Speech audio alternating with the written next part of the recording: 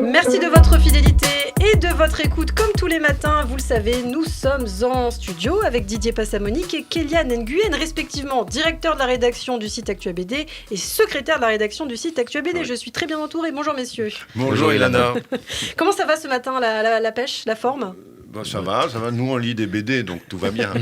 Alors aujourd'hui, je me tourne d'abord vers vous, Kéliane, et aujourd'hui c'est le cinéma qui est à l'honneur. Oui, mon autre amour entre la BD et le cinéma, et ces deux amours ont beaucoup de similitudes, et vous le savez, Ilana, les émotions, la mise en scène, les cadrages, et du haut de son immense talent, Jean-Claude Gotting le sait très bien.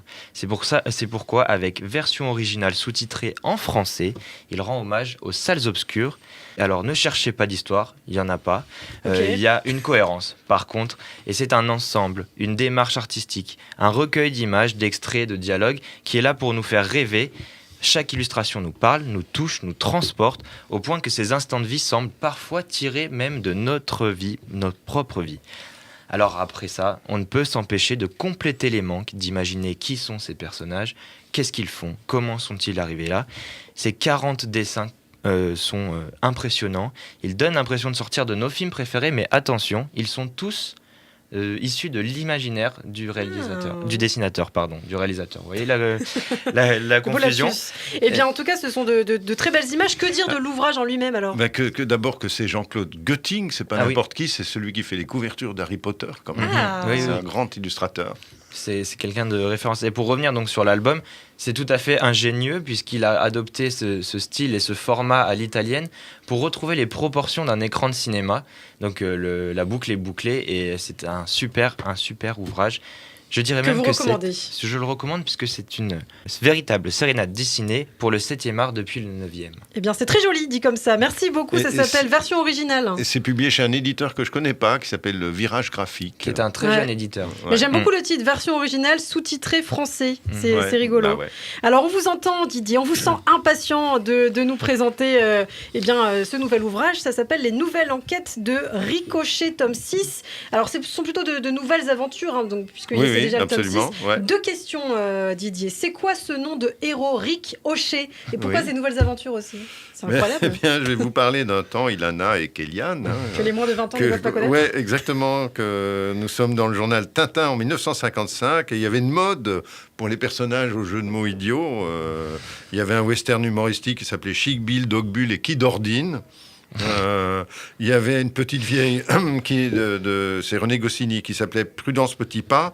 Il y avait un couple de jeunes mariés qui s'appelait Modeste et Pompon. Et puis dans Pilote, il y avait un impénitent bavard qui s'appelait Achille Talon, ça vous devez connaître. Ou encore un vizir qui s'appelait Is No Good. Vous voyez, les jeux de mots idiots, ça manquait pas. Alors un détective qui s'appelle Ricochet, ça promet au moins quelques rebondissements. Et donc pourquoi nouvelle série alors ? Parce que le créateur André-Paul Duchâteau, le scénariste, un romancier spécialisé dans les récits à énigmes de light suspense, et le dessinateur Tibet sont tous les deux décédés depuis des années, et ont décidé que leur série ne s'arrêterait pas. Alors cette nouvelle série, dont c'est le 6e tome, s'ajoute aux 78 précédents créés par les créateurs d'origine, et c'est par Zidrou et Van Liemt. Et voilà quoi. Sacrée collection, c'est un petit peu décourageant quand même. Non, ne croyez pas ça. D'abord parce que chaque album est indépendant, on picore où on veut, on s'arrête comme on veut. Et cette nouvelle série, bien que se déroulant dans les années 70, est absolument trépidante et hilarante. Je sens que vous avez envie de nous raconter là. Voilà. Nous sommes dans un champ de course et là-bas, quelque part dans la foule, il y a un sniper, un tueur fou qui abat les pur sang. Au prix où sont les pur sang, qui est le tueur, quel est son mobile, c'est précisément ce que le journaliste Ricochet tente de découvrir. On va de rebondissement en ricochet, jusqu'à l'explication finale.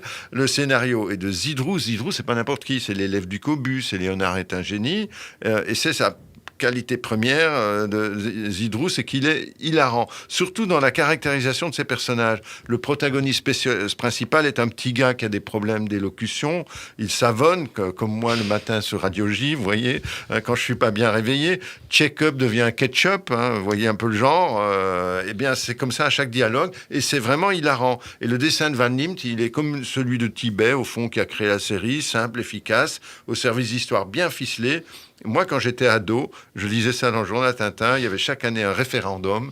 et je plaçais toujours Ricochet en tête. Je continue à le faire aujourd'hui. Je vous sens bien enthousiaste, Didier. Ça s'appelle Les Nouvelles Enquêtes de Ricochet, tome 6, le tiercé de la mort. À demain, messieurs. À demain.